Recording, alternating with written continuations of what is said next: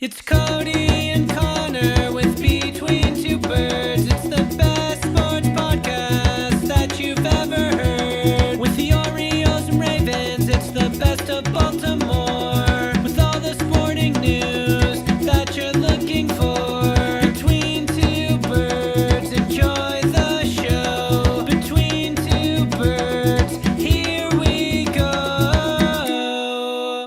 Ladies and gentlemen, children of appropriate ages, welcome to the Between Two Birds podcast. I'm your host, Cody Colston. And I am Connor Gercio. And this is episode 17, and we are horrible at schedule planning. We apologize for the lack of content the past month.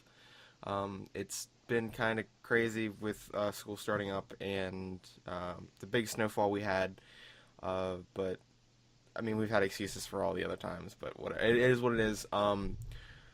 We're definitely going to try to be more consistent. I know I said that on the New Year's show, but we're really taking it to heart this time. It's end of the first month, so we have 11 more to go. I think 11 more, right, Connor? Yeah, we'll go with that. Oh yeah, 11 more months. So new format. Yeah, we're changing up the format a bit based on some suggestions by one or two people. So we're going to go from it's kind of a larger, it's going to be like league news, and then we're going to filter down to specific news. Also, the new release dates, it's going to be somewhere like Thursday night, Friday morning. It's going to be in between there. Based how on our schedules are going right now, so just a heads up on that. I believe that covers all the news for the podcast. Did I miss anything, Connor? I think you got everything. Okay. All right. So with that, let's hop right into football. So like I said, we're gonna cover league news first, and it's gonna be apply to the same with baseball later on. So, Broncos versus Panthers in the Superbowl. Who you got, Connor? I am taking... See, my heart says Panthers, but my brain says Broncos. But I'm going to take the Panthers ultimately. See, I'm big on the Panthers. I personally think them and the Cardinals are probably the two best teams in the league. But I can't... I doubted Peyton and the Broncos. I doubted them against Brady. I don't think I can doubt them again, so I think I got to take the Broncos on this one. See, I would, but it's the number one defense against the number two defense, and Cam Newton just tore up probably one of the better defenses in the league in Arizona.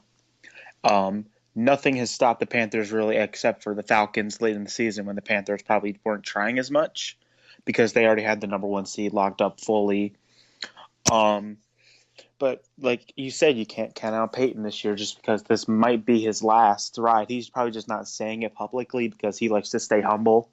Yeah, I mean, if he wins the Super Bowl, he's going to go out. I guarantee you that. I could put a guarantee on that. I wouldn't mind him retiring after the Super Bowl. Well, no, see, the thing about Newton tearing up Carolina is that Carson Palmer committed 6 turnovers that game, and when you give any quarterback that number of tries and, normally good field position, considering he's turning the ball over, I think they're going to succeed, so, and I don't know, that's a little bit of an iffy point for me.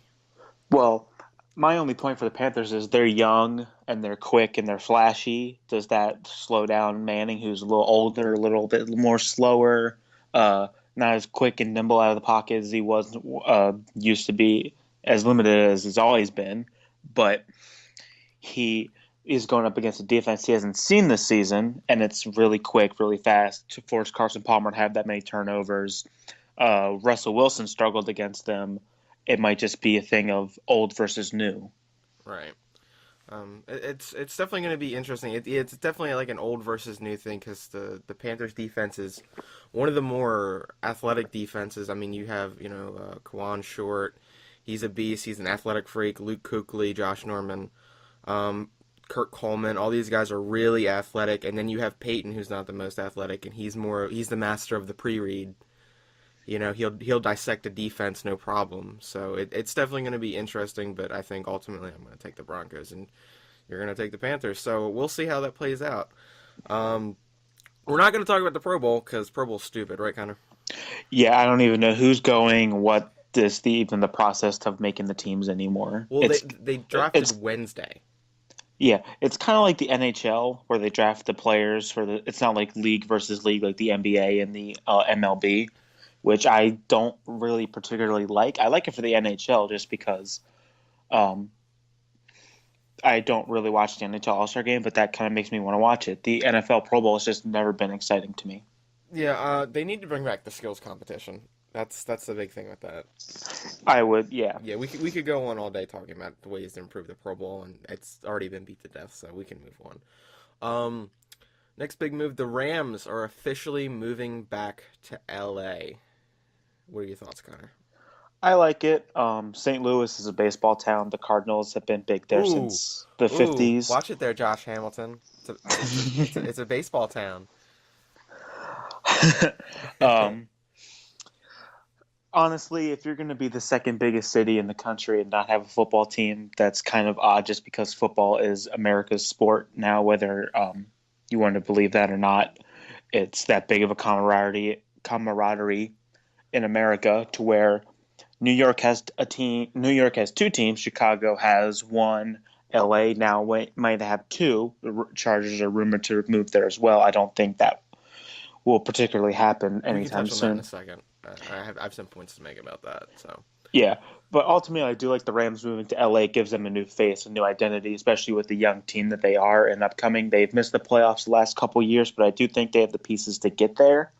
And especially in a division where, you got the Cardinals and the Seahawks, but they do well in their division, surprisingly. Right. See, the thing, I feel bad for the fans. It's never a good thing when the team moves.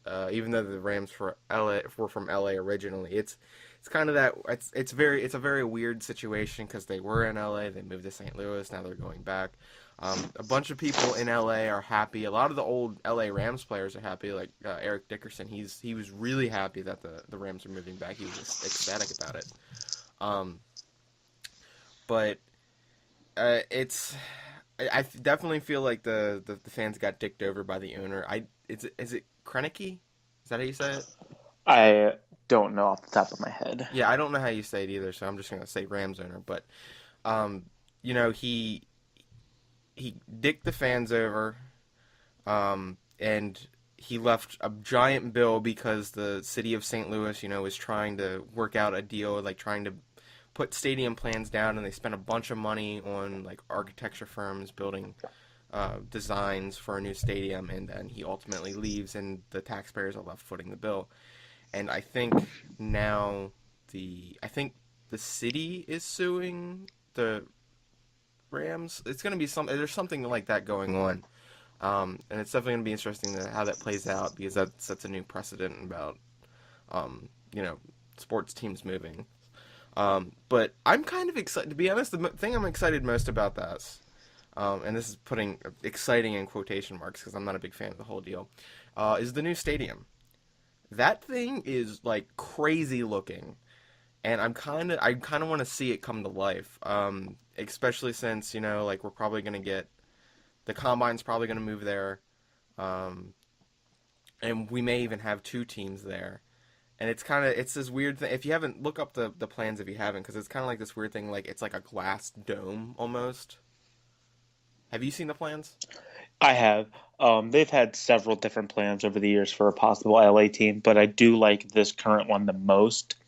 I think it would be good for two teams, like if the Chargers were to move as well. And it's a lot better than the Jets/Giants Stadium, which looks like a stack of CDs. Google. Well, I mean, it's New York. You can't really do much because land is at a premium. Yeah, so they put it in New Jersey, and it looks like a pile of plates. So,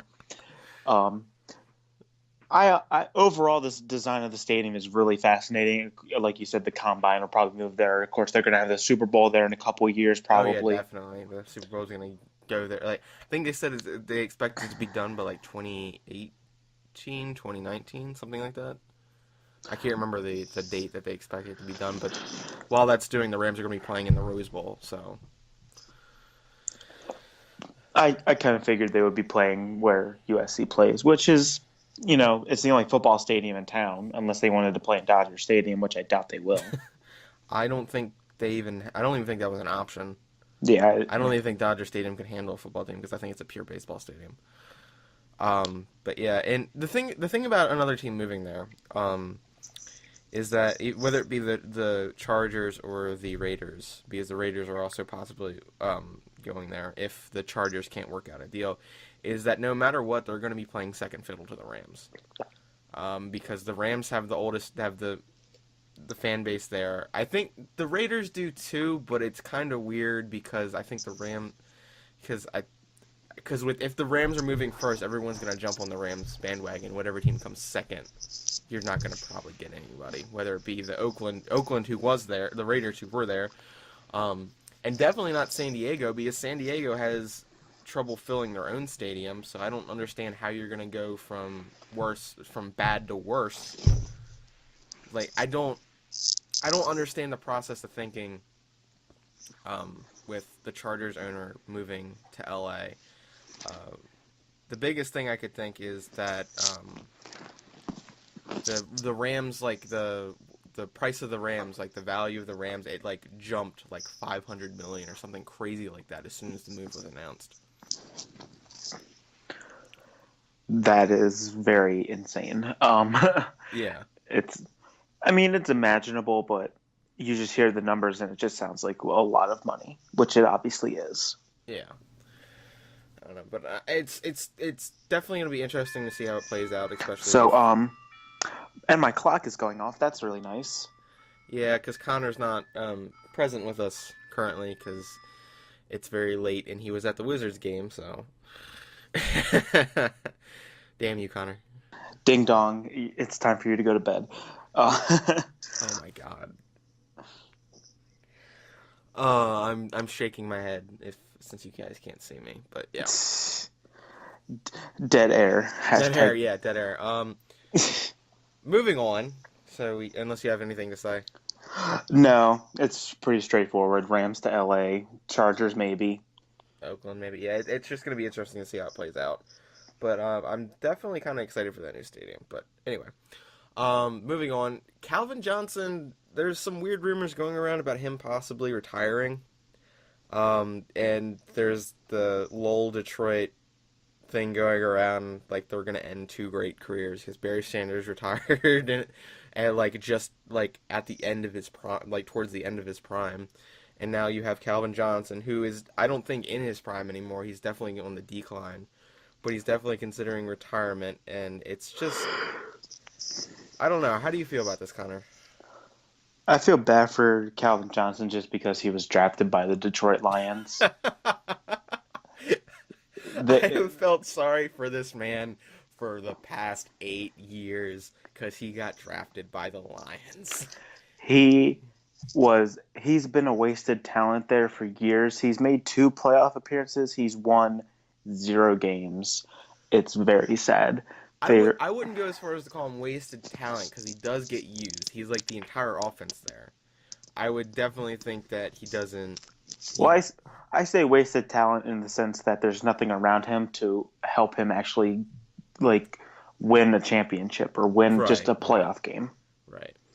Like he would be valuable to literally like any other team besides like, Cleveland or like Believeland. Yeah. Like the bottom of the bottom teams. But he could go to like any team that's like mid-road, like the Jets or even the Rams, and help that team go to the playoffs. Right. It would. Yeah. I like you said. We kind of feel you gotta feel for the guy. And it's going to be sad when he retires because he is a fun player to watch. I mean, he has like amazing plays where he's just a playmaker, like plain and simple. Even at his age, where he's definitely on the decline. Like, excuse me, something in my throat. But he's just a playmaker and he's fun to watch. I still remember I was like that highlight of him in Georgia Tech, I think it was, where he like quite literally caught a ball behind him and like threw his legs out behind him in front of himself. Like it's a crazy highlight if you haven't seen it. Definitely go watch it. And that's like kind of a testament to how Calvin Johnson it was in his prime, like how dominant he was of a receiver and how athletically crazy it all was. My favorite thing about him was when you'd go play Madden football, you just chuck it up to him every time, and you can have like 4 defenders on the guy, and he'll still catch it. Pretty much. And he did that in real life too, which just made it a whole lot better. Yeah. It's definitely disappointing to see the shape Detroit was in this year because Jim Caldwell's not a good head coach. And what's his face Lombardi was a horrible offensive coordinator. And that offense was just stagnant. That defense was above average because they had guys like Darius Slay. So, I just feel for Detroit. I feel for Detroit more than I feel for Cleveland because, Detroit has been like they've never won anything. I don't think like Cleveland has like championships from pre-Superbowl, but I don't think Detroit has anything. Well, the Tigers won the World Series in 1984. Well, I'm talking about the Lions. Oh, well, the Lions, yeah, they have nothing. At least Detroit has like the Pistons and the Tigers, and then the Red Wings are amazing. Yeah. Cleveland has just nothing. The Indians haven't won since the 40s. The Browns have never won anything, and then the Cavaliers can't win. No, the Indians. I thought the Indians won the year Major League came out or whatever. No, they went to the playoffs in the late 90s. They never won anything. Okay. But yeah, and then you have the Cavaliers, even with LeBron, can't go win the championship. So, as far as that goes, I'm still poor Cleveland. Detroit at least has like the Red Wings and the Tigers. Yeah. Well, I mean, if we're talking about an individual franchise, though, I feel worse for Detroit. Yeah, because they have more hope because they actually have more decent players on the roster right now. Yeah, and I mean and they're 0-16. I mean, what more can you say? Yeah, how many weeks did it take them to win one game this year? Like 9. Yeah, something crazy like that. When their roster wasn't even that bad. Like it was better than Cleveland, in my opinion. But I digress. Moving on. Some coaching changes around the league. We're gonna hit one by one, and you just kind of want to get through them. Yeah, just because they're kind of less things. Yeah, it's really old news. Chip Kelly, he gets fired by Philly, and San Francisco picks him up. So bye, Tom Sula. Which is sad because Tom Sula was like the perfect guy. Like you've never heard of him. You have no idea where he came from. He could have been a plumber. He could have been. He looks like a plumber. He looks like a Super Mario. He looks like he could be like a volunteer firefighter. Like he just came out of nowhere, and like I love the graphic they ran after they won week 1. It's like when coaches by winning percentage, they had him at 1 at first, at 1-0. Yeah, I saw that with the little asterisk next to him. No, I the thing I loved about the people making fun of Tom Sula is Adult Swim does this thing. It's called Carl's Stone Cold Lock of the Century of the Week, and it's like. It's just Carl from Aqua Teen Hunger Force like shitting on teams and talking about it, and they make this because Carl is like this like balding middle-aged man with like chest hair who wears like a tank top and a gold chain and has a big mustache, and he just like insults Tom Sula, and they have like a picture of Carl and Tom Sula side by side, and they look really similar. It's pretty funny. But yeah, that was my favorite part about all that. But Chip Kelly. He gets fired after 2 years in Philly, and see, I can't really feel bad for Kelly because he got complete control over that roster and like traded and got rid of a lot of their talent. I mean, Jeremy Maclin left, Deshaun Jackson left, they traded Deshaun McCoy, Dominique Rodgers-Cromartie was on them at one point. I don't know if that was under Kelly though, so. But they lost a lot of talent under him, and he implemented his own guys in his own system, and it fell flat. They traded Nick Foles for Sam Bradford. I don't get that. Signing DeMarco Murray and See, the thing that bothers me about the DeMarco Murray signing is the fact that they misused him the entire season. They don't. No one Kelly didn't understand that DeMarco Murray is a between the tackles runner. He runs between the tackles. That's where he, and maybe an off tackle every once in a while, but that's where he succeeded, is lining up behind the quarterback. He cannot run out of shotgun. LaShawn McCoy succeeded at running out of shotgun because LaShawn McCoy is an east to west runner. He was a shifty guy who made moves and created space for himself. DeMarco Murray's not that type of guy. He's a north-south runner. He runs downfield. He runs over people. He's not going to make people miss a lot of the time. So there's my rant on that. Because I had DeMarco Murray in fantasy. He was my number one pick, so I'm still pissed off about that. Murray went first round in my draft, and the guy in my league did not like that at all. So yeah, and not to mention Ryan. There's a reason Ryan Matthews succeeded more there at the running back. It's because he's more of a shifty runner. He's more of in the LaShawn McCoy mold. He can create space for himself, and he's a little bit faster. I saw a tweet like week 16 of the year, and it was wow, nice to see this Murray guy finally panning out after so long. Or no, it was like, where did this Murray guy come from? He's really good. Yeah, it was just, like I said, I can't feel bad for Kelly because he got complete control of the roster and completely shit on everything. And apparently that's changing in San Francisco. He's not getting complete control of the roster, which is no surprise because that's what Balke and who's the Niners owner? Jed York? York, yeah. Balke and York, they fought with Harbaugh over, him having control of the roster and everything like that. So it's no surprise that Kelly's not getting any control, so he's just going to stick to coaching. Maybe that's a blessing for him because he's not a GM. That's all I really have to say about that. Yeah, and then there are a couple other moves you can Coughlin officially resigned instead of being fired. And the Giants' offensive coordinator, McAdoo, he takes over. You want to take this, Connor? I've never heard of Ben McAdoo in my entire life, so... You're also not that big of a football fan. No. I'm a casual fan, so... I know who Tom Coughlin is, though. He's the angry man that runs up and down the sideline, even though when the Giants are up by 40 points. He has just the shock and awe face after every time Eli Manning throws an interception. And you just have to think, how are you not used to this yet?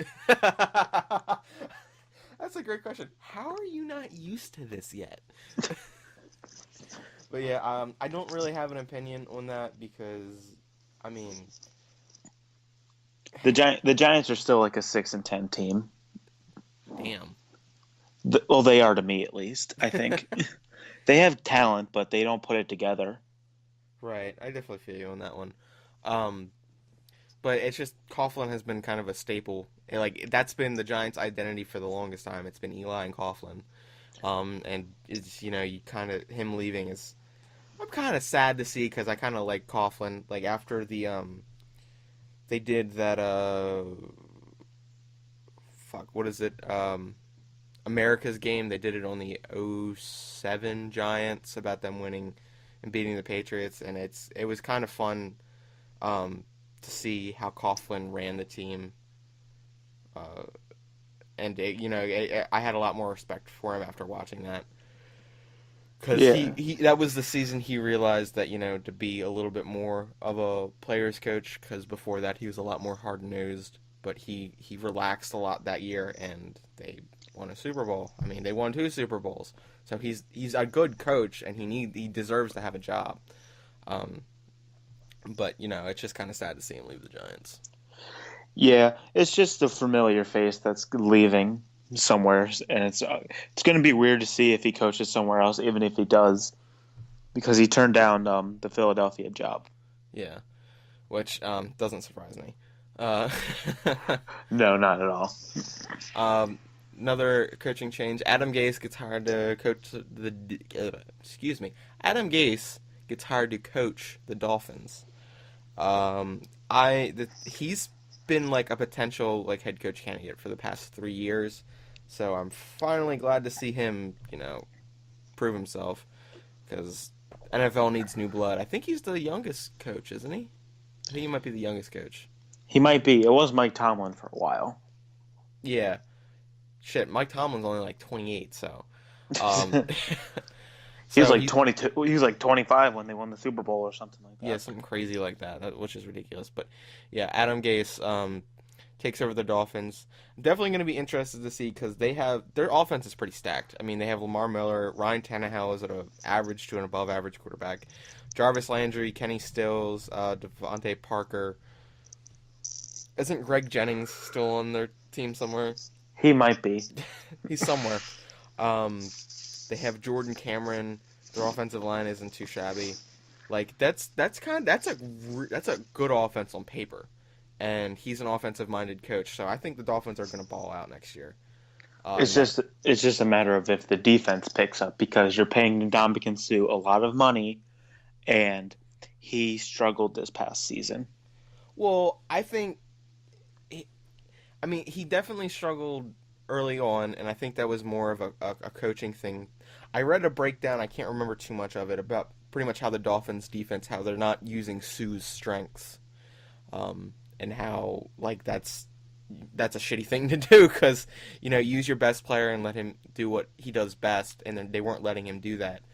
And he's also a leader on that defense, so I think that's a big thing right there. So you hear a lot of, he sits down with the coaches and the ownership, so he's a leader on that defense. So that's that kind of ups the value of his him being on the team. But I definitely think Dolphins are looking like my dark horse pick next year, depending on how the draft goes. So it's going to be interesting to see how they perform next year. Definitely. I feel like they're always my dark horse pick, and they always fail me. So I'm thinking they go like 5-11 this year. 5-11. That's good. Yeah, that wouldn't surprise me either if they just completely flounder, because it's the AFC East. So the only team that's guaranteed to make it out of there alive is the Patriots. That's about it for the league news. Focus on some Raven news. The little that there is. Yeah, a little that there is, because there's really enough. The big one being that Steve Smith is coming back. So the Ravens actually have an offense next year. 67-year-old wide receiver Steve Smith is coming back. Can we bring back Derek Mason while we're at it? Derek Mason, Mark Clayton. Yeah, what's Mark Clayton up to? He's probably running a used car dealership. Who else? Travis Taylor. Bring back all the old Ravens receivers. Oh yeah, I remember Travis Taylor. Damn. He was like 2003, 2004. Like when Kyle Bowler was their quarterback. Yeah. Those teams won games somehow, and they won like 9-6. Don't even kid yourself. It was the defense. But yeah, it's definitely a good thing he comes back. It just seems like because the Ravens are really bad at developing wide receivers. Let's just come out and say it. Torrey Smith was not fully what he could have been, I think, which is kind of sad. Well, the thing about Torrey Smith is, as much as I love the guy, he's very much a one-trick pony. He has speed and not much else after that. I mean, his hands aren't that good. He doesn't like going over the middle. I mean, he was an outside, deep ball threat. That was the role he played. He played the role of go deep and draw the penalty. Yeah. I mean, especially towards the end of his career with the Ravens, that's definitely what happened. But he was a one-trick pony, and I mean, I wouldn't call that developing a wideout, because you're not really doing anything there. You're just letting him use his strengths. He was never an all-around receiver, and he didn't really develop.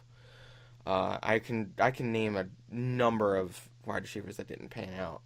I was like Demetrius Williams. He reminds me of Demetrius Williams a little bit, because Demetrius Williams was fast, a little bit bigger, and everyone hyped him up. So I mean, it is what it is.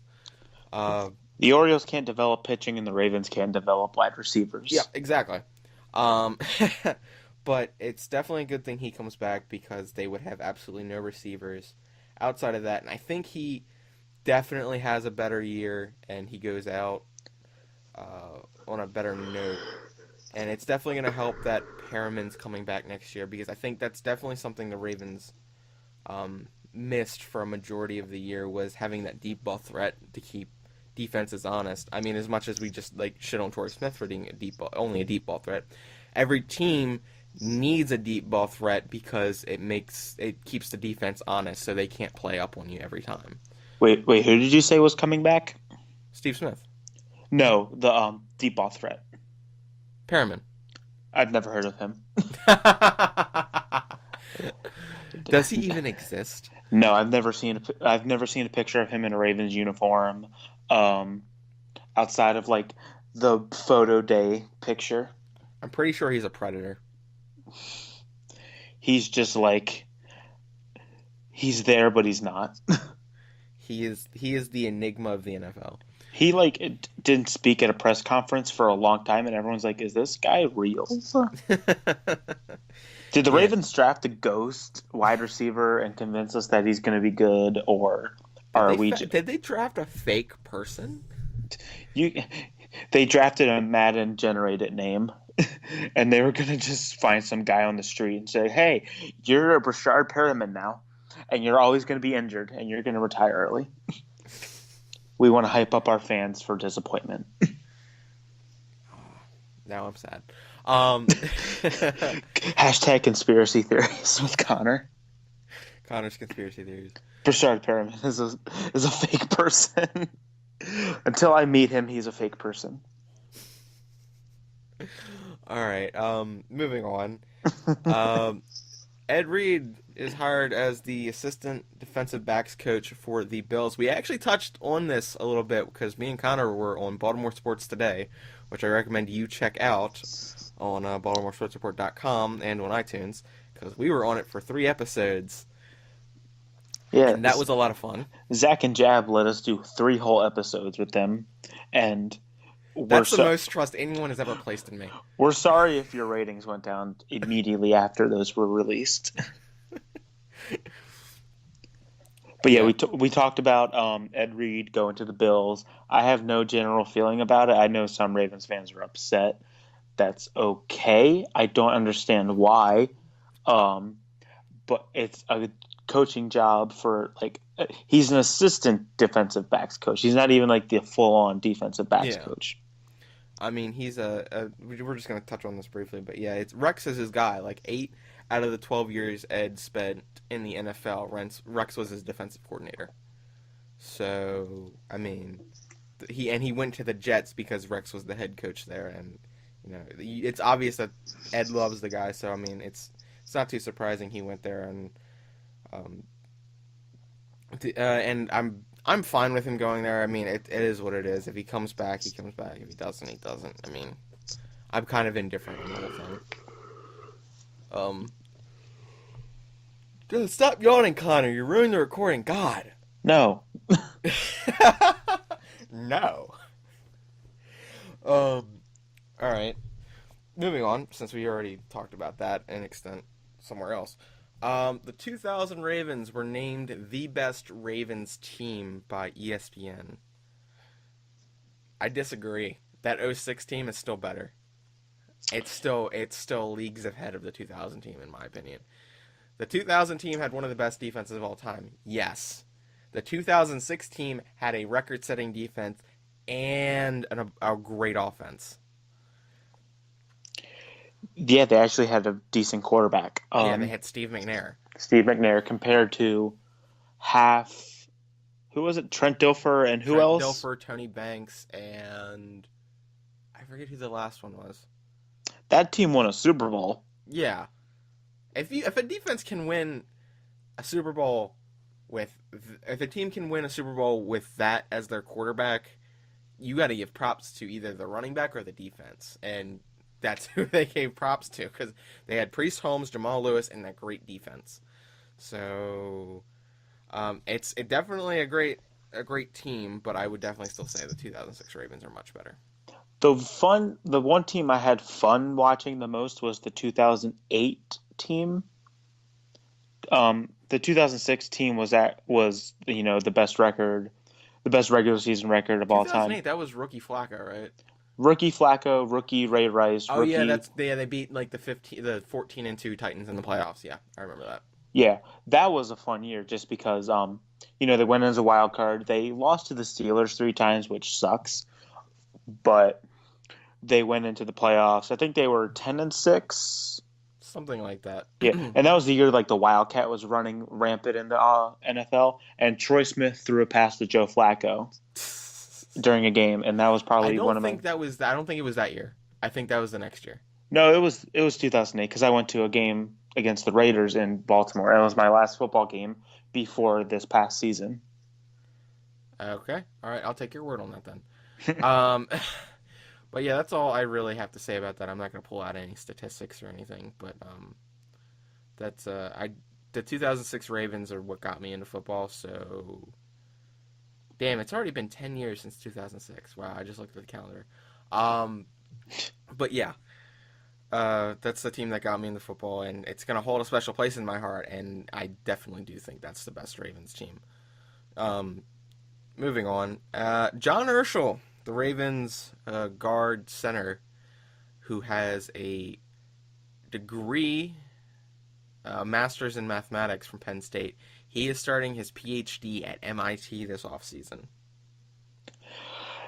Nerd. No. I wish I GIF.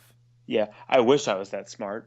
I mean, the dude plays in the NFL, and he's going for his doctorate. That's really awesome. It kind of compares, and not as much because he's going for a doctorate. Last year, when Marcus Stroman of the Blue Jays was rehabbing from his injury, he was going to Duke, and Duke isn't that easy to get into. So, still kind of cool. Obviously, Urschel going for his doctorate at MIT is obviously amazing. Dude's a whiz mathematician. I would like to have him tutor me for my school. So, teach me how to school, Johnny. John. So, Urschel, if you're listening, what are quadratic functions and how do I do them? God. Oh, we're not. I don't even. Why do you do this to me, Connor? What did I do? Everything. It's definitely cool. I mean, he's probably going to be the smartest guy in the NFL, and that's actually. I mean, that wouldn't be saying much. No, that's not saying anything. That's not saying anything.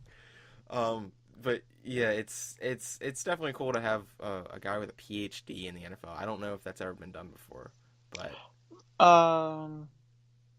like a legit PhD. Like I'm not talking about like some like the Shaquille O'Neal PhD or whatever. No, not the honorary PhD. I'm talking about like a baloney PhD from like a weird like religious school.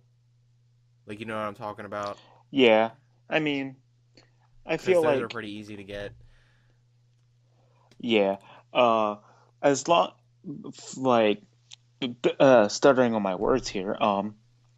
I think it's cool. Urschel put out an article in Derek Jeter's The Players Tribune about liking football and knowing the risk of brain injury, but still practicing math like every day and working his brain because he feels that when he works his brain, it helps him re-heal from a concussion faster.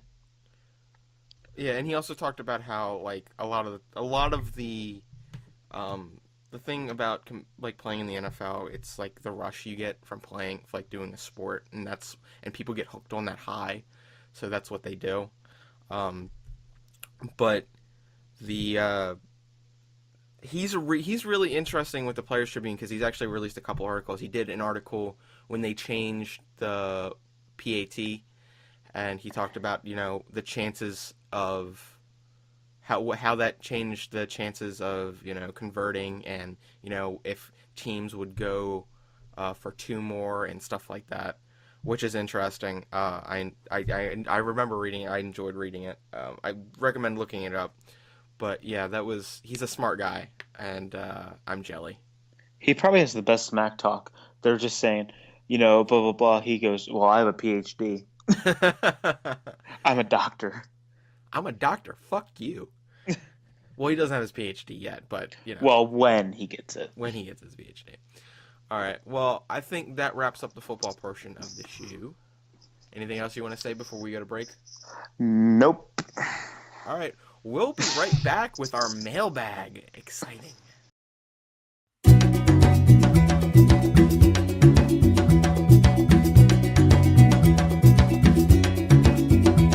Welcome back, ladies and gentlemen, to what we like to call the segue. In this week's segue is the mailbag.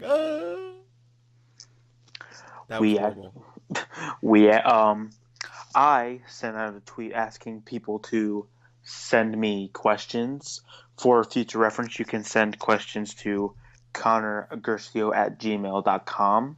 Betweentwobirds@gmail.com is also acceptable if you really care. Either one will be counted for the mailbag. Yeah. So we got a couple questions. We're gonna answer some of them. You want to read the first one, Connor? Sure. This one comes from my good friend Tev. He is a New York Yankees fan. He writes, "Hello, guys. Longtime emailer, first-time listener. My question, if you were the Yankees, would you start Greg Bird or Mark Teixeira at first base on opening day? Both have their benefits, but which do you see helping the Yankees more? Personally, I'm starting Greg Bird just because he's younger. He has more room to improve, and Mark Teixeira is getting really old and is becoming more or less trade bait." See, the thing, I have to go with Teixeira on this one because you're getting a guaranteed above average glove at first base. That's the big thing. You get that short porch in right field, which Teixeira has been known to abuse. And I feel like you ease Bird in. Like, I feel like you should... Honestly, I think it should be more of a platoon than anything. With Teixeira taking a majority of the starts. But, I mean, the Yankees are kind of in a weird spot because A-Rod ties up that DH spot. You have older guys in, like, Beltran who they're forced to start. And you can't put them anywhere. Like, you can't put him in the outfield because they have Ellsbury and Gardner. Like, you can't move Teixeira or Greg Bird to a corner outfield spot. But I have to go with Teixeira and or a platoon option because I have a lot of issues with starting a young guy full time at first base, like, taking him off the leash and giving him full reign. I see where you're coming from. Both obviously, like he said, have their benefits. So we'll just wait to see what Joe Girardi does on opening day. Right. Next one. Who does the second? You read them all off because you have all the names. Yeah. Second question comes from my good friend Anthony. I worked with him at the Orioles Stadium, actually. This question is, do you think Jonathan Scope starts in at least 150 games at second base this year, or is Ryan Flaherty going to not make that happen? If Scope stays healthy, he starts 150. Easy. Both Scope and Flaherty are Buck guys. That's pretty evident, but Scope gets all the starts. Flaherty is the guy they go to for when you get a day's rest or Hardy's injured. One of the two. Flaherty is too valuable of a utility player to take starts away at second base from Jonathan Scope. Yeah. It's all about if Scope stays healthy. I'm hoping he does this year because he is my breakout candidate for the Orioles. So hopefully... Yeah, I'm 30 homers for Scope this year. Easy. I wouldn't say easy, but I'm predicting 30 homers. I would love to see 30 homers. I feel like he picks up some of the slack that, Hardy leaves behind and maybe Wieters in the homer category. At least you still have Davis, Jones, Machado. I can easily see Scope starting 150. I think him and Manny will do a competition. Who starts more games? Well, I mean, Manny did start 162 the past season, so he's got that going for him right now, at least. Yeah. But yeah, I'm excited to see Scope this season. I definitely think he starts 150. It's pretty evident that they see Scope as their second baseman of the future. It's just about whether or not he progresses, which it does look like he is. I mean, the beginning of last year and compare that to him at the end. There's definitely a difference, and it does look like he's getting better. Yes, yeah, definitely. And finally, No, we have two more. We have another one after. well, no, these are from the same person. Okay. So these final two questions come from my good friend Ryan Blake. You can find him on Twitter at RyeGuyBlake. You can also listen to his podcast, The Backwards K. Search them on iTunes and give them a good rating. Shameless plug for them. You're welcome, guys. His first question is, do you think the Orioles pitchers can return to 2014 form, or is it last year's showing more than likely going to be the norm for them? Now, if you don't already know, the Orioles pitching in 2014 was above average, or no, they were above their average at least. They were overachievers.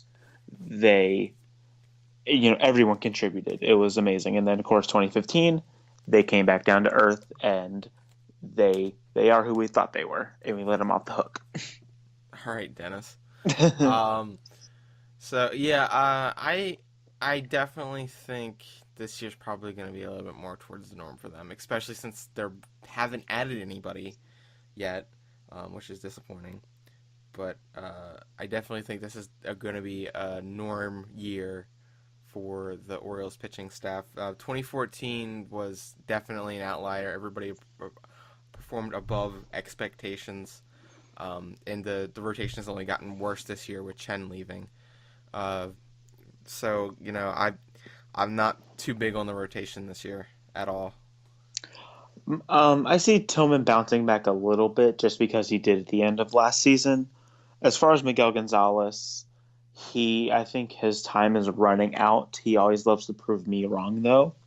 Ubaldo Jimenez is, middle of the road 4 ERA guy. He's a number 4, number 5 on any other team. He's a number 2 in Baltimore. And then, this year is going to be a big test for Kevin Gausman to see because reports are he's developing a third pitch to get right-handers out, which he's been developing like a third pitch for like the past 3 years.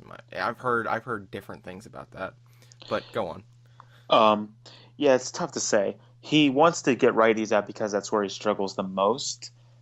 Which is weird considering he's a right-hander, but yeah, it's really, really complicated. I don't have the stats right in front of me directly, but that's what he wants to do is help get right-handers out.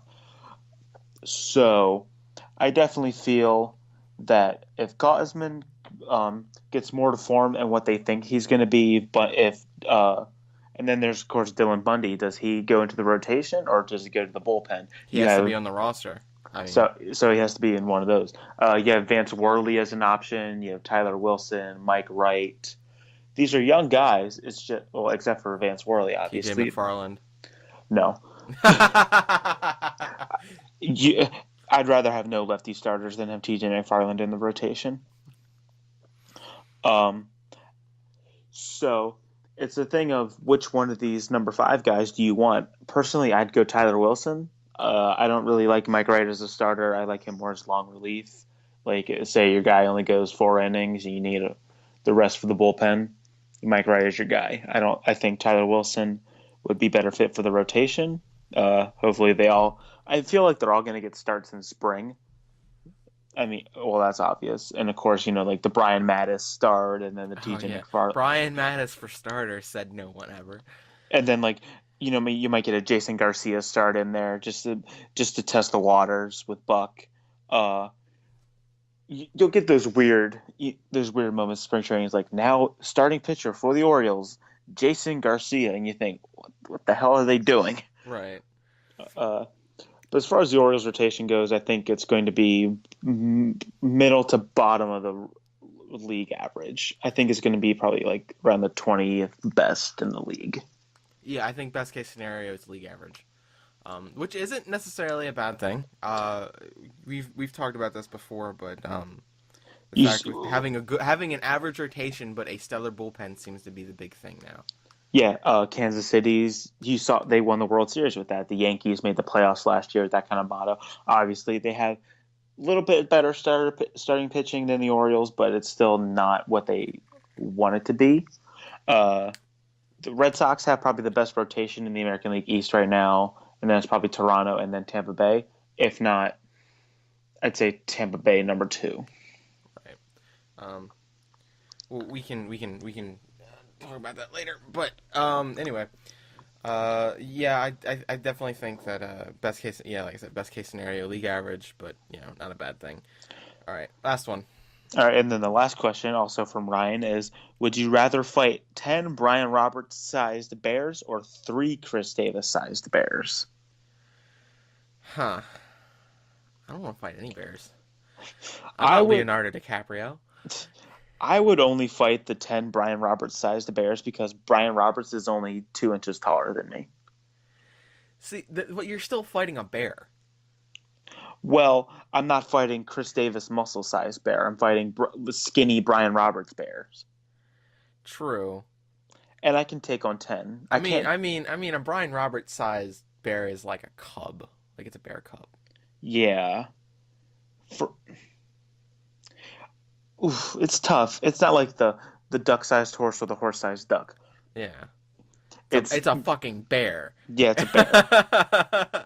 Honestly, your 3 Davis bears, it's tough because Davis is what, 6'3"? The dude is like 6'3", 6'5", like pure muscle. And then he's just all muscle. Brian Roberts was like 5'9", 160. I could take on 10 of those. See, I take my chances with the Davis Bears, to be honest, because it's a lot less bears. Because that's still 10 bears. Now, another thing is, are they all at once or is it one by one? Ooh, if it's all at once, I'm taking the 3. But if it's one at a time, I'm going the 10. Right. I feel like 3 on me at once, I could handle. 10, I would be demolished. Yeah, they could just swarm me.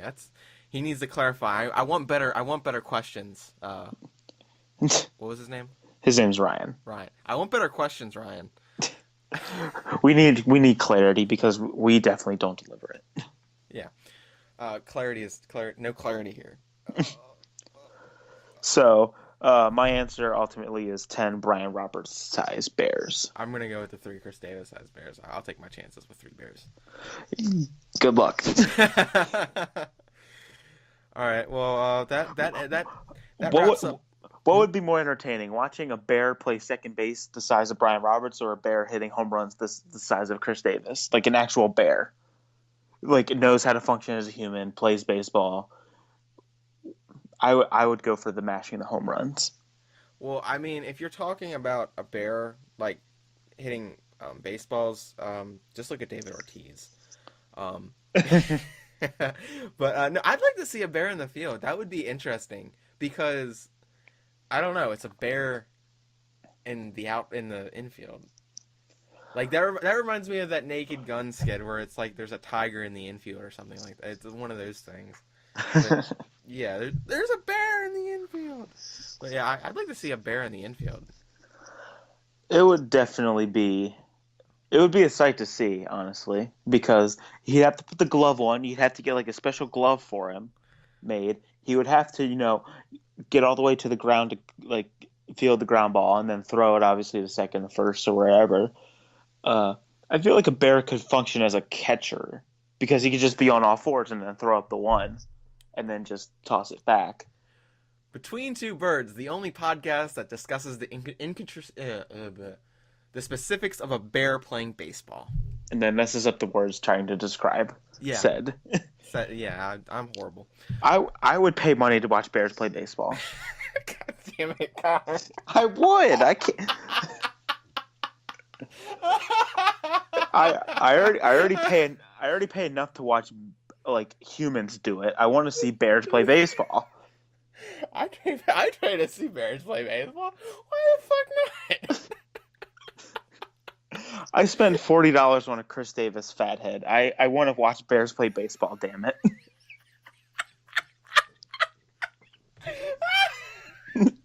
Is that really that funny? Oh, it is to me. It also probably has to do with the fact that I'm tired, but oh my god. Mm. Like, now batting, Papa Bear, and he just smacks one over the left field wall. God damn it, Connor. What would be the best animal to watch play baseball? Like God damn it, Connor. I would personally go for like a sea creature. Like if dolphins could like withstand breathing air enough to actually play, I would watch a bunch of dolphins. Can you just imagine a dolphin swinging a bat and then just like hops on its fin around the bases?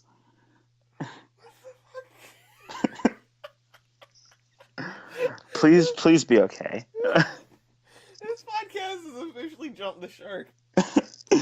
Oh, another animal I like to see play baseball, a shark. Oh my god! All right, that wraps up the mailbag. We're done. We'll be back. We'll be back in a couple of minutes. I need to calm down.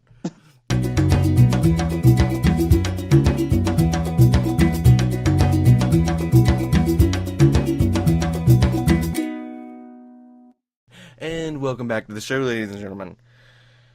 We're gonna talk some baseball news now. You ready, Connor? You psyched? Yeah. Yeah. Yeah. Yeah.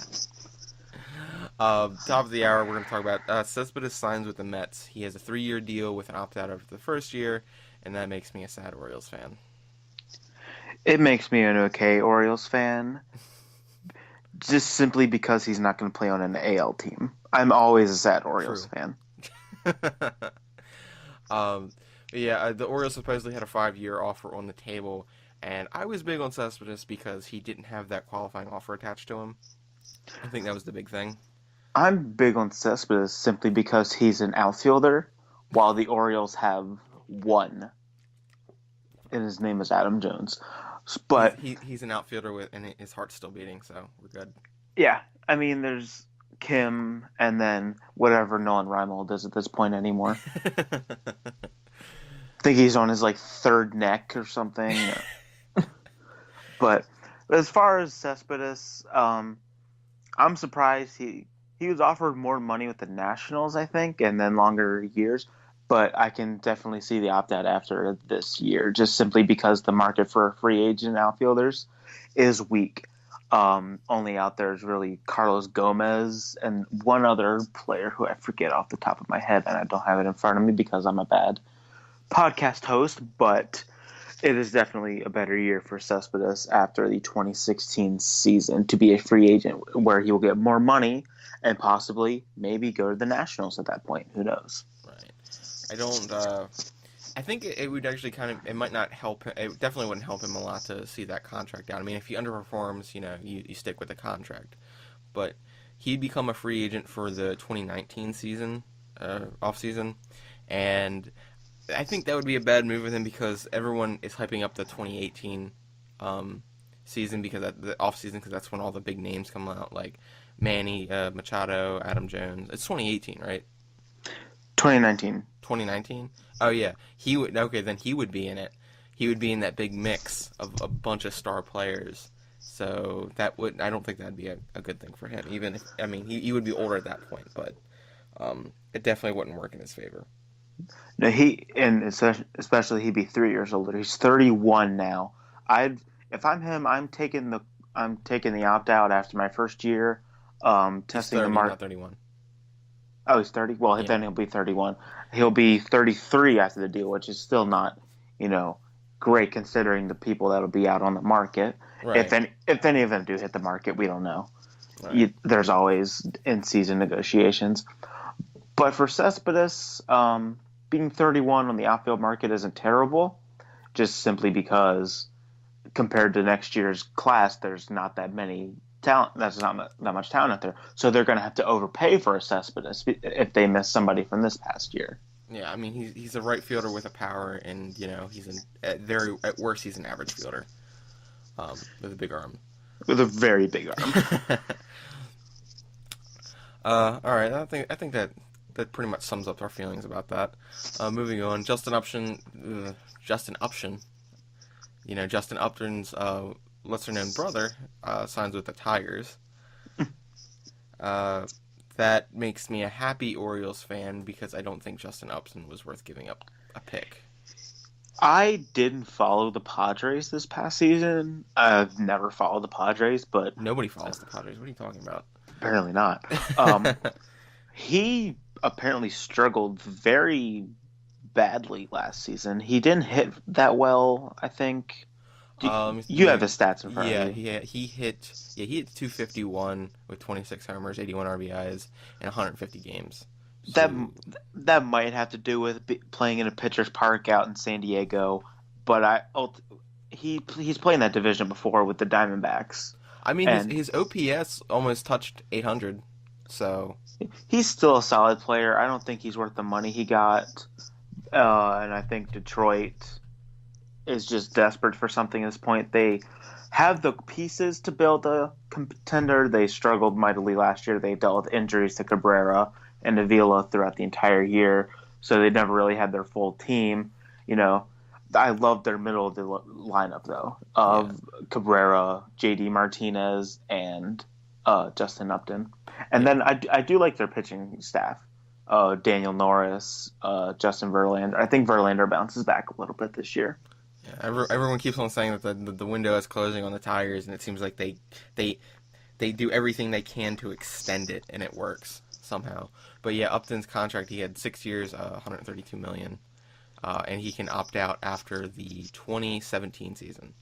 Still the big thing for Detroit is they have no bullpen. They acquired Justin Williams from the Yankees, but that's all that they've done. Yeah, Justin Wilson is I think he got overlooked in that bullpen with Betances and Miller, but he's definitely an above average reliever. From what I got, he was average. He would let up, runs every now and then, like all pitchers do. But he is what he is. He's not anything special. Right. So I mean, it's gonna be interesting to see how the Tigers perform this year, and as well as Justin Upton. I didn't really want the Orioles to sign him, just because I didn't think he was worth that money or that draft pick. All right, you saying something? No, he definitely isn't worth a draft pick. If they were going to go big money on an outfielder and waste the draft pick, I would go Dexter Fowler. You're such a big Dexter Fowler fanboy. He's a switch-hitting outfielder that has speed and is a good fielder. That is something the Orioles need. When have the Orioles ever been known for speed? They've tried it. It wouldn't hurt. Dexter Fowler in almost 600 at-bats hit 250 last year. He solves your leadoff problem, first of all. Secondly, he can hit from the left-hand side of the plate. He's going to be in a hitter's park in Camden Yards with a short porch in right field. He can play left or right. He's particularly a center fielder, but he won't move Adam Jones. He put him in right when he put Kim in left, and then you got two. You might get better production out of Kim. You don't know. I still think you signed Dexter Fowler. He might be like the last one to sign, though, honestly. I mean, it is kind of weird that he's been sitting out there on the market. And It's kind of like the Nelson Cruz, Kendrys Morales situation. They have the draft pick tied to them, so nobody wants them. When Right. I think Ken Rosenthal was like, "Screw the draft pick, just sign these guys already." You can get the proven MLB talent, or you can risk it in the draft. That's how I see it, at least. I can't find. Okay, well, I'm pulling up Fangraphs, and the Fangraphs streamer has Dexter Fowler hitting 250, 347, 387 next season, and they have Nolan Reimold hitting 241, 312, 383. They're virtually the same player. Yeah, according to the streamer, at least. Well, you take predictions for what they are. I mean, that they've predicted the Orioles to finish in last place ever since 2012. True, but I don't know if everything's being signaled for him to not return to the player he once was. I don't know if he's worth that draft pick, to be honest. That's the big thing with me. I wouldn't be against signing him if he didn't have that draft pick attached to him, but I don't think he's worth that draft pick. If he ended up signing maybe just like a 2-year deal, I would think it would be fine for the draft pick. But at this point, a 3 or 4 year deal is hard to, sell to the fan base of here's why we got rid of this pick. And then if he struggles, it'll be even worse. Right. All right, moving on. Corey Dickerson. This just happened as we're a couple hours ago as we're recording this. Corey Dickerson and a minor league pitcher get traded to the Rays for Jake McGee and another minor league pitcher. Rockies got fleeced. I don't know why. I mean, words and things. So the Rockies send, Chris Dickerson, or Corey Dickerson. Chris Dickerson was an outfielder for the Orioles in 2013. Corey Dickerson is much better. Is a product of Coors Field. Ooh. Away from Coors Field, he is a 249 hitter. He is not that good to me. If I had to take any of the Rockies outfielders, it would be Charlie Blackmon. And now I don't think he gets traded because there's a reason I think it only cost McGee of the Rays to go get Dickerson, and that's because you don't know what he does outside the Coors Field. He's had 3 MLB seasons. He's only had 15 home runs away from Coors Field. It's like a 249. I tweeted out the slash line he had. It wasn't impressive to me. Last season at home, he hit 395, 446, 697. Last year away, he hit 257, 272, 453. He is one of the bigger products of Coors Field on the Rockies. But the thing is, he has the same amount of home runs at home and away. Well, home runs only count for one part of that. You still have the lower numbers, the batting average on base, and then the slugging. It's just tough to say, oh, well, he's going to the Rays. He's going to a division with some good hitters parks in Fenway, New York, Tampa, Toronto, and Baltimore. But does that match what Coors Field is? I don't think it does. Right. I still think that helps because he's a good defender. It'll help the Rays defense, if anything, with Souza and then Kevin Kiermaier, and I'm very jealous of that outfield. Yeah, Corey Dickerson's really weird because I'm looking at his slash line by ballpark, and he has that big 395 at Coors. But if you go to say another pitcher's park he played 3 games versus the Marlins last year, he hit 300, 300, 500 and 10 at bats in 3 games. But he also plays in a division that has a lot of pitcher's park because there's Dodger Stadium, there's Petco. They're not in the same division, are they? I'm bad with my divisions. No, they are. Okay. Petco, there's Chase Field, there's AT&T Park, which he does have a good slash line in, which is weird. It's probably just more at bats. The better you are, the better chance you have to hit there. What is AT&T? Yeah, well, they're a division rival, so they're going to play there more often. Well, he plays at Petco more often, and he hit 095 and 20 at bats at Petco. See, it's just one of those weird anomalies, I think. Overall, I don't like his numbers on the road. I wouldn't want him on the Orioles. I don't know what it would have taken of the Orioles to get him. It took McGee, and Jake McGee is the Rays closer. It wouldn't be Zach Britton level of closing. It would be like Brian Mattis, maybe, or something like that. Wait, did you just compare Jake McGee to Brian Mattis? Well, and it's hard to say. Jake McGee I'm big on McGee because he throws hard and he's a left-handed pitcher. I mean, he had an ERA of 2.41 out of the bullpen last year in 37 innings pitched. That might also be a reason because he might have. I think if he only pitched 37, he was probably hurt. So and he's had a couple years in the league already. So the Rays know when to trade away their guys. True. Oh, he's There it is. He's coming up on 5 years of service time.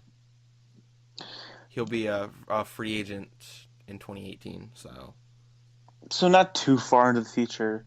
If the Rockies ever become anything, they have another decent arm of the bullpen. They did sign Jason Mott and another reliever. I can't remember who. It's another righty. He's kind of older, but Axford? No. No, it's not Axford. He was on the Cubs, and I think I'm thinking of Jason Mott. But they did sign another reliever. They signed him like the same day.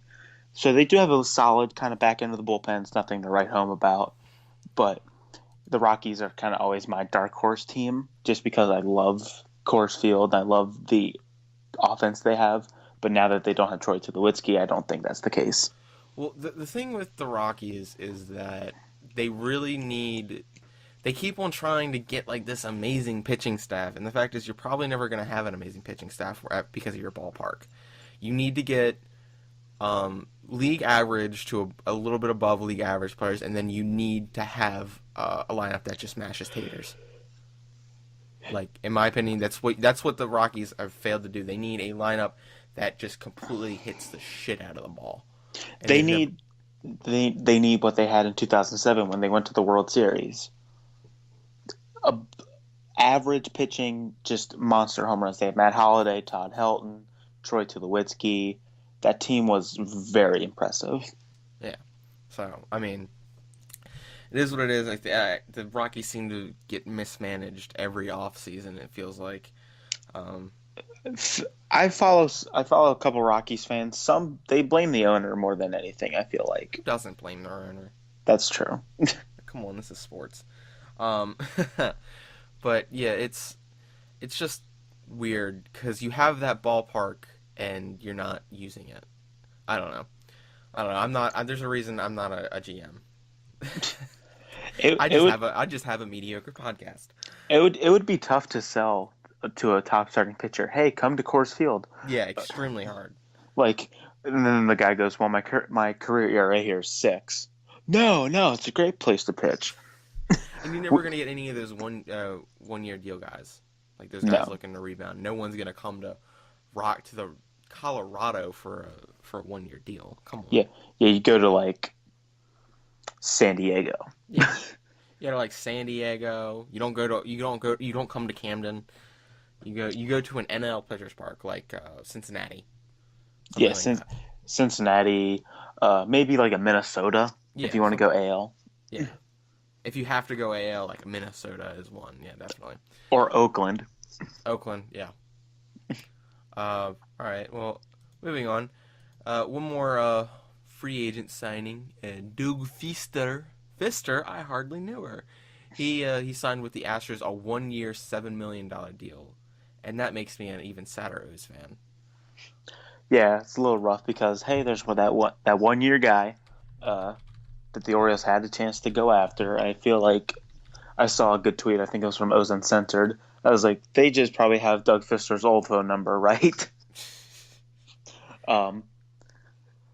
It's a little disheartening just because I wanted Doug Fister. I feel like a rebound year for him would have helped. I wouldn't have cared if he left after that, just because, if he helped this team win a World Series this year, I wouldn't care. Yeah, well, if he performs well, you slap a qualifying offer on him and get the draft pick. If he doesn't, you let him walk. No one loses on a 1 year deal. Yeah. The only person who could lose is the player if they don't perform well, and that's on them. Yeah, like it goes back to with Nelson Cruz. That was the 1 year deal. They slapped the qualifying offer on him. He went to Seattle. The Orioles got the draft pick for him. Yeah.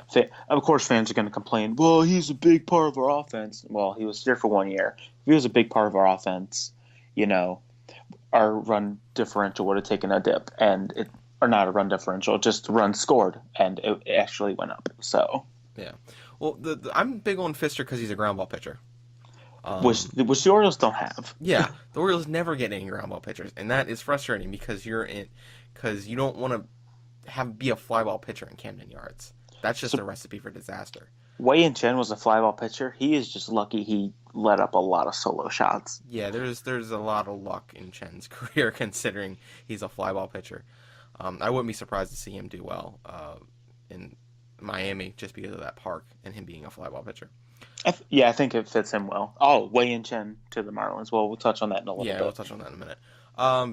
Yeah, and I mean, there's not much more I can say about Doug Fister. I'm just continually frustrated at the fact that the Orioles passed on both Scott Kazmir and Doug Fister, two, above average. Well, Kazmir's above average. Fister had the ability to have a really good bounce back year, and they had no pick. They had no qualifying offer attached to them, and they just flopped. Yeah. I would have. Scott Kazmir would have been a dream. It would have made this offseason feel a lot more comfortable for me. Definitely. Just because it's the lefty in the rotation, it raises Wei Yin Chen's price, and then you get that draft pick back. Right.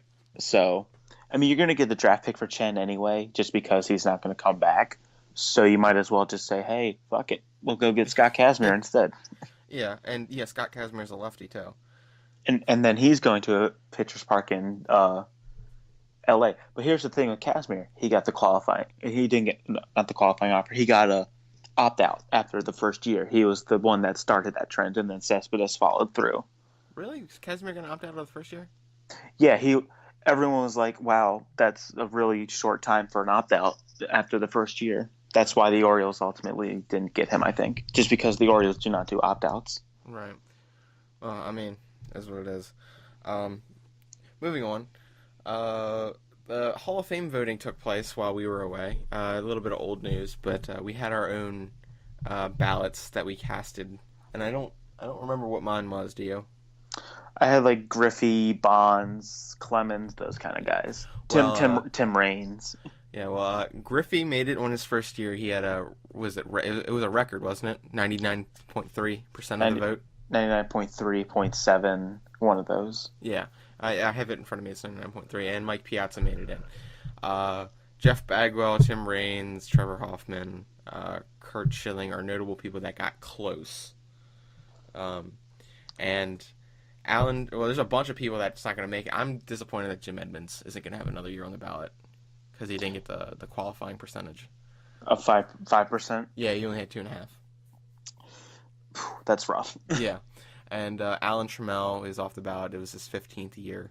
He was grandfathered in the new rule. Mark McGwire, he's out. It was his 10th year on the ballot.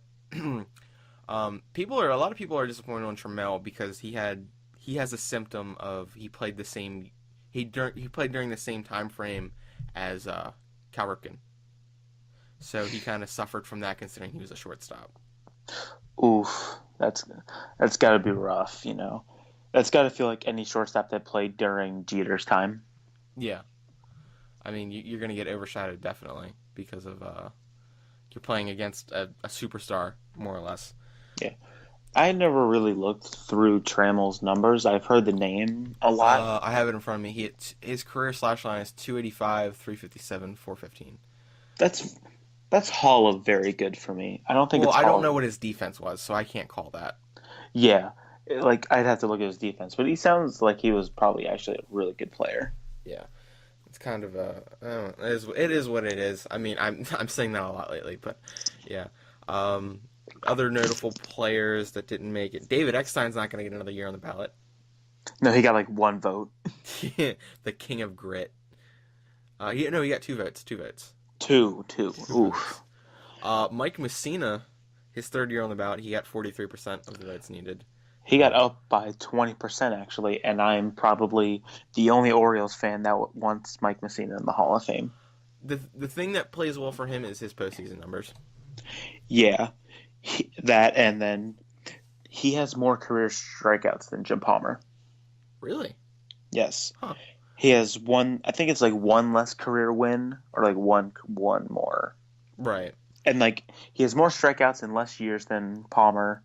And he's close in wins. Right. And then he has the 4th highest or 5th highest WAR out of all Orioles players of all time. Question about Messina. If he goes in as an Oriole, do the fans forgive him and do the Orioles retire his number? Ooh, they've retired all the Orioles retired numbers now are Hall of Famers, so I think yes. Do the Orioles fans forgive him? I don't know. They love to put the people that are in Legends Park on a pedestal. I compared Frank Robinson to Mike Messina, kind of unfair, but I got shit on for it because God forbid you compare anybody to the great Frank Robinson. Frank was great, but he's not free from comparison. He wasn't here for that long. He picked the Orioles, Because he won a World Series with us, didn't he? and he loved Baltimore. Yeah, they won in '66 with him. So, he wasn't here that long. His numbers weren't that great. Compare that to Messina, who's probably the fourth or fifth best Oriole of all time, second best pitcher of all time. He, behind Second Palmer, best Orioles pitcher. Clarification. Yeah. What did I say? Second best pitcher of all time? Yeah. Oof, that's putting on a pedestal. Yeah. But, great strikeout pitcher, great playoff appearances. I rewatch him against Cleveland all the time in the playoffs from like '97, and it was just amazing. I think they retire his number. I don't think the fans forgive him though, just because they're stubborn. Stuck in their ways. All right. Well, segueing from all of that, let's hop into a little bit of Oriole news. There's not much that really happened besides Chris Davis re-signing with the Orioles. Whoop-de-doo. We talked a lot about that on an episode of Baltimore Sports Today, so I recommend you go listen to that because we're just going to touch on it a little bit briefly. Yay or nay, Connor? Middle. I'm pretty sure everyone kind of has the same reaction unless you're Chris Davis's like super fan or something. Good Twitter. Well, okay, we won't get involved in that. Mrs. Chris Davis, but oh god damn it, you said it. you just can't say it 3 times or else she appears. Oh god. God damn it, Connor. It's like 2 a.m. I'm allowed to criticize people for their lifestyles. Basic Chris Davis. I like the deferred money. Yeah, I don't that's definitely the big selling point of that contract to me. And it doesn't have interest on it. Unlike I think did Bobby Bonilla have interest? Bobby Bonilla had like 5% interest or something like that. Yeah, something crazy, stupid. So if you're gonna make like Chris Davis jokes and replace with Bobby, it's not worth it because it's not like the same kind of structured deal. Yeah. I'm happy that they did it just because I don't want to see a platoon of like Mike Trumbo and Christian Walker at first base. Orioles acquired Mike Trumbo. What? You said Mike Trumbo. Yeah. His name is Mark. Oh. My bad. Mark Trumbo. Why did I call him Mike Trumbo? Because Mike Trout. God. Like I said, I'm happy that Davis is back just because I don't want to see that at first base. And what's interesting about all that is that they signed him and then they offered that 5-year deal to Cespedes, which is meaning that, okay, so maybe Chris Davis's contract isn't necessarily on the big payroll, like it's separate from the payroll. Like the payroll sits by itself and then there's Davis's contract. Do you think that's how it goes? I think that's the I have a feeling that's the way it looks to me outside looking in. I could see that. I've never like thought of it that way, so it just sounds foreign to me. But I mean, anytime you have an owner get involved, I mean, people are gonna shit on Angelos because he's a meddling owner. But I mean, when you sign a guy to a big deal like that, you have to get the owner involved just because of money and payroll, how it's going to play out for you. So yeah, exactly. I feel like Angelos doesn't get enough credit for what he's done. Obviously, he's overseen the Orioles during their worst period, but he, I think, unfairly gets. He's not the world's greatest owner, but he's not the world's worst. Yeah, a lot of people blame him for things that are probably out of his control. Like why do all the Orioles why can't the Orioles develop pitching? It's all Angelos' fault. It's like the thanks Obama meme. Yeah. At this point, but people don't say it as a joke. Yeah. I don't know. It's definitely there's definitely some undeserved flack. But that's going to come with any position of power, honestly. True. Especially when the product isn't what you want. Right. I don't know. I mean, it is what it is. I think it's like the 20th time I've said that in the past couple minutes. Your buzzwords. It is what it is, and moving on. Moving on. It is what it is. Mine's like and well, you know, and like incoherent sounds. The clock chiming. The clock timing. Hey, we got like 20 minutes before it goes off again. All right. Well, moving on. Say goodbye to David Lowe, Steve Pearce, and the Chenner. David Lowe signs with the Phillies. Steve Pearce signed a contract with the Rays. It's like 1 year, $2 million. And Chen signed... I don't know what Chen's deal was. Do you remember? 3 years? I forgot the dollar amount. I haven't been following that much outside the Orioles news lately. Outside of... No, just Orioles news. Just because... Chen got a 1, 2, 3, 4, 5, 6. Okay, he got a 6-year deal, but there is 4 player options in it. It's basically a 2-year deal with 4 player options. Oh, good for him. 6 years, wow, I was off by a lot. But yeah, it's structured very weirdly because it's 2 years at 8.6 and 11.6 respectively, and then it's a $12.6 million player option, then a 22.6 player option, and a 24.6 player option. Oh, that's Jeffrey Loria and the Marlins for you. Yeah, and then he gets that last year if he gets either if he has 180 innings pitched in 2020 or 360 innings pitched between 2019 and 2020. That is kind of, barring injury, that he might actually do that because he is probably one of the more consistent guys in the league. Yeah. I mean, hard to say with age, and then he's been fairly free of injury. He had, 2013 he dealt with some injuries, he had some oblique and abdominal stuff going on. That's the big thing with him. Yeah, but like when he pitched back in Japan, he had Tommy John, so he got that out of his way before he actually came to America. Mm-hmm. So I feel like outside like the oblique stuff, he's been relatively healthy. I feel like he could definitely do that kind of innings, and get that part of his deal. Right. Yeah, it's just I wanted, if we didn't get Casimir or Pfister, it would have kind of made sense to keep him, but that's too big of a contract in my opinion. Especially with all the opt-outs and all that. The Orioles, like I said, don't do that kind of thing. Yeah, and it's a lot of player options, so nothing's guaranteed. Yeah. If you had to say which player is definitely not coming back after 2015, I would definitely say Wei Yin Chen. Yeah. Looking back, like if you asked me that in like July, I'm like, yeah, Wei Yin Chen's not coming back. Right. But if you look at it, the Orioles kept 3 of their 6 free agents. Yeah, they retained their guys.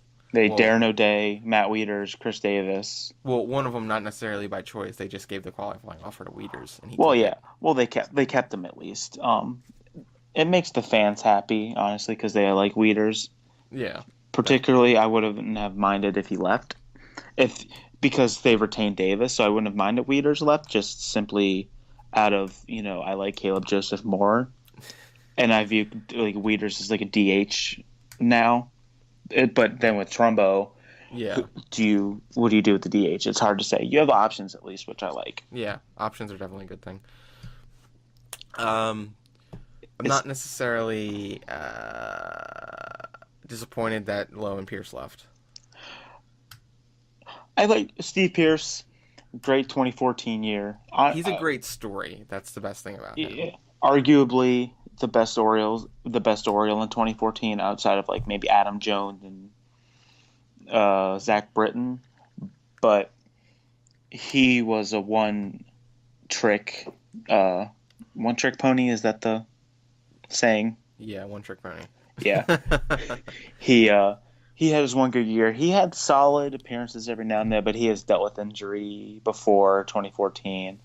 2015, he just didn't show up, and then he didn't get the chance to play because they were rotating the outfield every day, and he struggled, so he didn't get the chance to play, obviously. Yeah. Which sucks because he probably would have done better than Travis Snyder and Delman Young Lunchbox and hero. whoever else they threw out, like De Aza and all those guys. Oh my god, that was so dreadful. Lowe actually sent out a tweet. He got into a Twitter fight with somebody, go figure, about the fact that he made it kind of clear that he was a little bit upset about his playing time because it's hard to. He said it's hard to perform when you're only batting like once a week, or you're only playing like once a week. Which I can see where he's coming from, but it's like you gotta actually perform to get playing time. Yeah, like you get your playing time, but what do you do with it? Oh, go over 4, or you get the pinch run and steal and get thrown out at second because he wasn't a smart. David Lowe wasn't a smart baseball player to me. He wasn't smart on the base paths. He played good defense. I just didn't think he was a smart baseball player.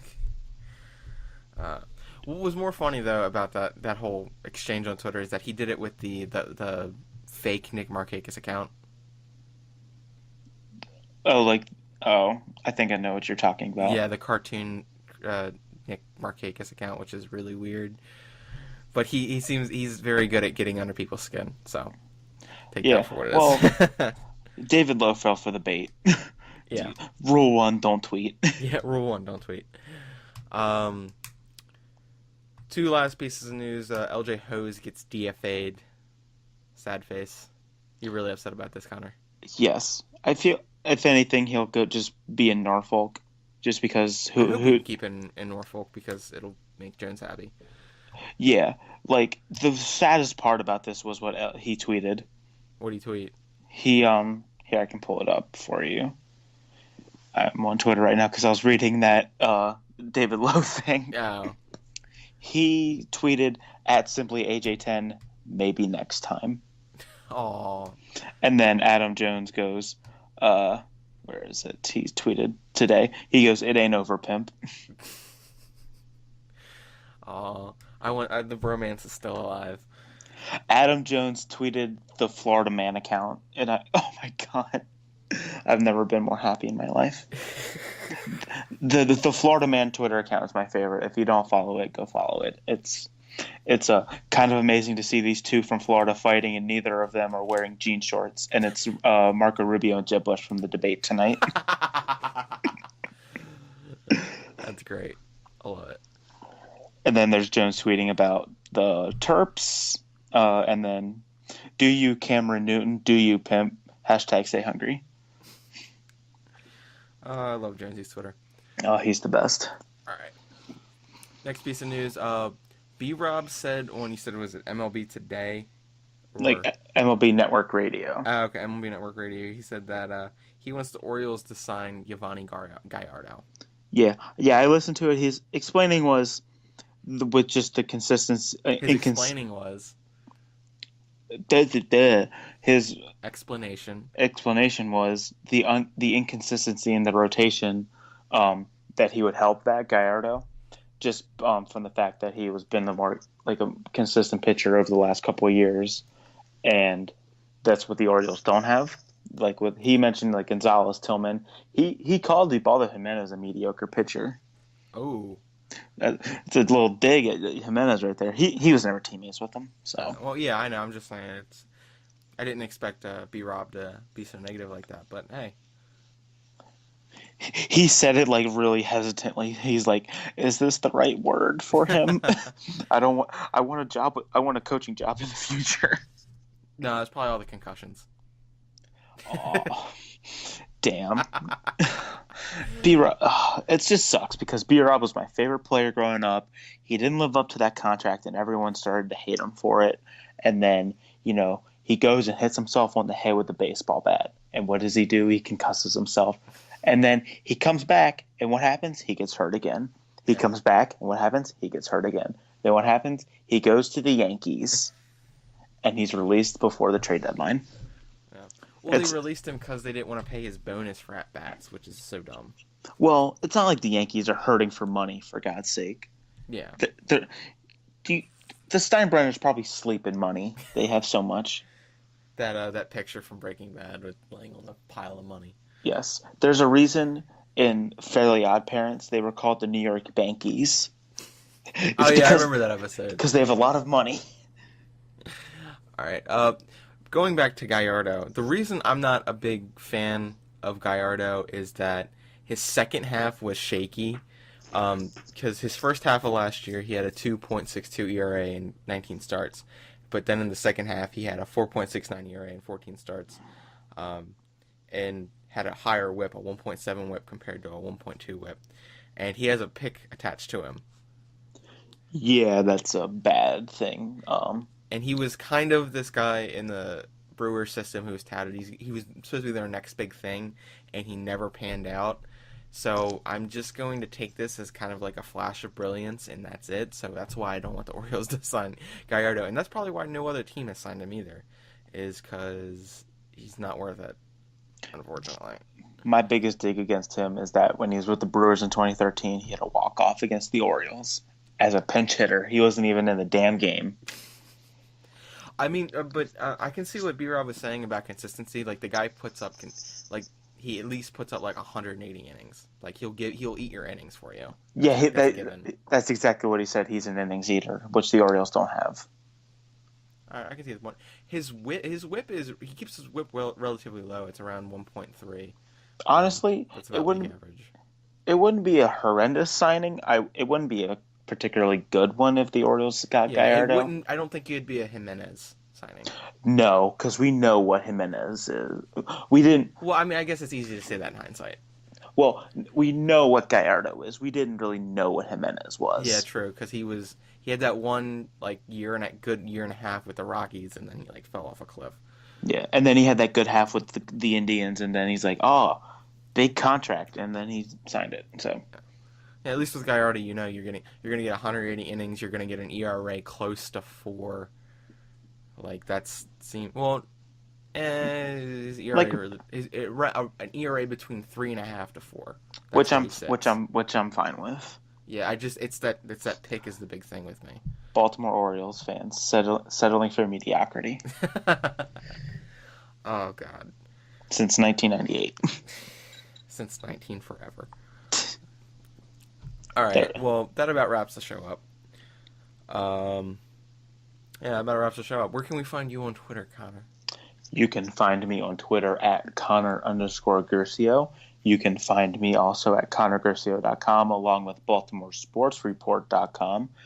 And you can find me at your local Chick-fil-A. All right. You can find me on Twitter at @the_Cody. I think that's it. The underscore's in there somewhere, as always. Search Cody Colston; it'll come up. Probably not. I'm not that well known. I'm rocking that 280 followers.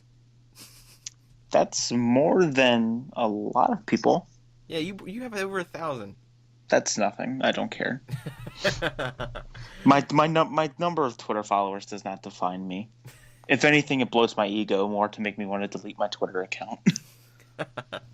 All right. Well, yeah, you can find me on Twitter there. You can find us on Baltimore Sports Today the past about 3 episodes. We were on for 3 episodes. Go look up on that on bsr.com and iTunes. Go check that out. And that about wraps the show up. So we're done. Any last words? Sports. All right. I'm going to go. Sports. Sports is a good one. All right. We will see you guys next week. Have a good one.